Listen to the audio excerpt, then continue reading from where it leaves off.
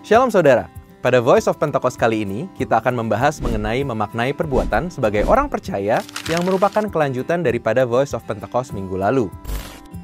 Kita sebagai orang percaya pastinya mempercayai bahwa keselamatan yang kita terima merupakan anugerah dari karya salib Tuhan Yesus dan bukan karena perbuatan kita.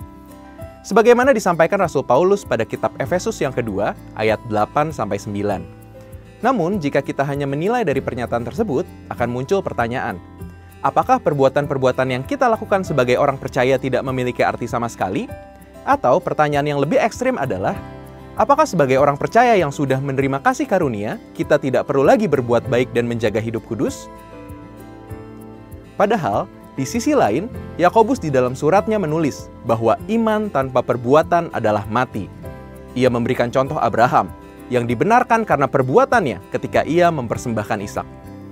Jika melihat tulisan Yakobus, ia menekankan akan pentingnya perbuatan yang kita lakukan.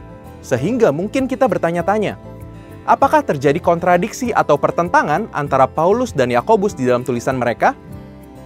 Yohanes dalam tulisan-tulisannya memberikan kepada kita pemahaman yang bukan saja memberikan kejelasan bahwa tidak ada kontradiksi antara Paulus dengan Yakobus, tetapi juga betapa perbuatan-perbuatan kita sebagai orang percaya memiliki arti yang sangat penting.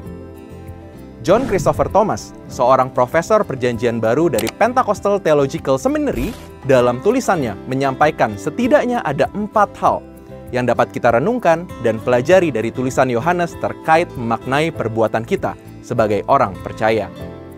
Pertama, perbuatan mengungkapkan asal-usul atau garis keturunan seseorang.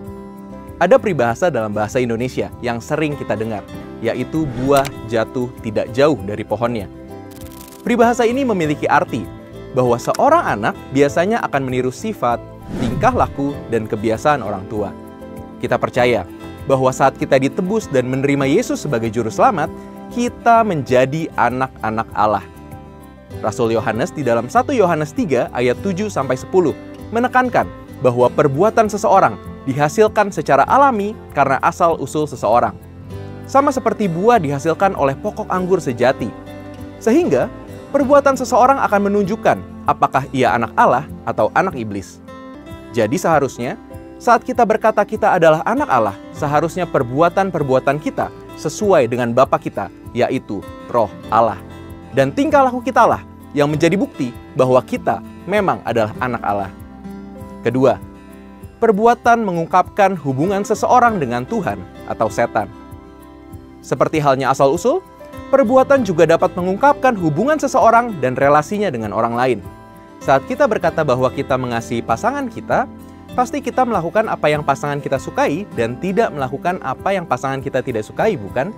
Contohnya, saat kita tahu pasangan kita menyukai bunga, pastinya kita akan sering membelikan bunga kepadanya.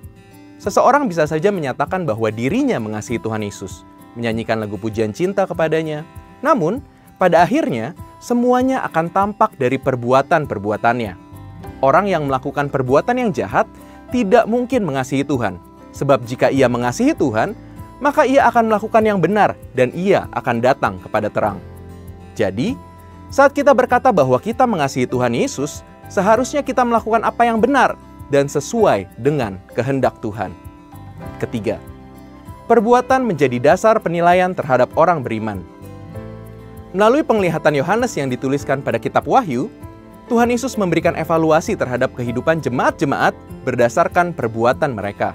Ketujuh jemaat yang disebutkan di dalam kitab Wahyu, semua diberikan pujian dan atau teguran berdasarkan perbuatan apa yang telah mereka lakukan.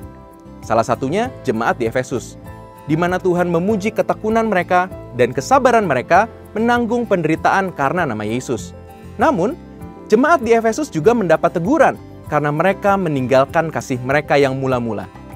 Ini menunjukkan bahwa perbuatan seseorang dan hubungan seseorang dengan Yesus adalah dasar penilaian yang diukurkan kepada setiap orang percaya. Keempat, perbuatan mempunyai nilai yang kekal. Rasul Yohanes dalam kitab Wahyu menuliskan bahwa segala perbuatan baik yang dilakukan oleh orang saleh akan terus mengikuti mereka sekalipun mereka telah meninggal. Kita melihat bagaimana Roh Kudus menghormati dan menggunakan kesaksian perbuatan orang-orang percaya sekalipun mereka telah meninggal.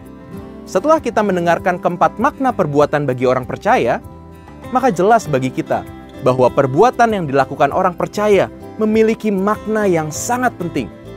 Memang setiap kita diselamatkan karena kasih karunia oleh iman dalam Tuhan Yesus Kristus. Namun, itu bukan berarti perbuatan kita tidak memiliki arti apapun dalam kehidupan kita. Mengesampingkan atau menyepelekan perbuatan kita sebagai orang percaya adalah sebuah kesalahpahaman yang tragis. Perbuatan-perbuatan orang percaya bukanlah sebuah bentuk legalisme. Perbuatan mencerminkan identitas orang percaya. Untuk penjelasan lebih lengkapnya dari tim teologi kami, silakan buka link yang ada di atas atau scan QR Code yang tersedia. Tuhan Yesus memberkati.